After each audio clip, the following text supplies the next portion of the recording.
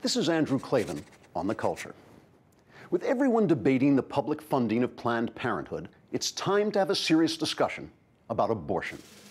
Since this is a divisive, even incendiary issue, let me say at the outset that we here at Klavan on The Culture fully support a woman's right to kill her children at any time and without warning. Children are noisy and messy. They crap all over everything and hog the PlayStation. They also make mommy too tired to get you a beer when you want one, and give her an excuse not to saddle up for a ride to the Boom Boom Corral with the old Ranger. That's why the Supreme Court, in its famous 1973 Roe v. Wade decision, declared that the right to have an abortion is in the Constitution, though the print is so small it's hard to see it. You have to hold the page in just the right light while keeping your eyes sort of half closed. And even then, it only appears on magic days. In exchange for this delightful new right to really get on your kids' nerves by sucking them out of the womb and tossing their corpses into the trash, people did have to give up another right. The right to debate the issue freely among themselves and then elect representatives to make laws according to the moral understanding of their communities. With no democratic way to reconcile their positions, citizens have become sharply divided. Anti-abortion advocates maintain that a fetus is, at the very least, the unique and irreplaceable blueprint for an individual human being, and thus endowed with the right to life.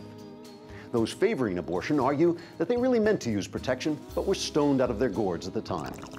They call abortion a woman's right to choose, because while a person is inside a woman's body, he has no rights of his own, as I can personally attest.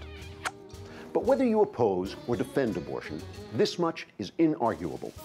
Since around 1970, the number of abortions and the number of illegitimate births have both skyrocketed, especially among minorities.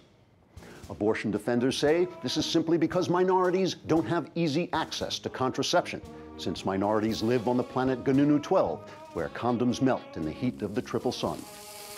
But what seems far more likely is that abortion is part of a complex of sex-related behaviors, practices, and attitudes that over the last 40 years has led to a drastic increase in the number of single-parent children.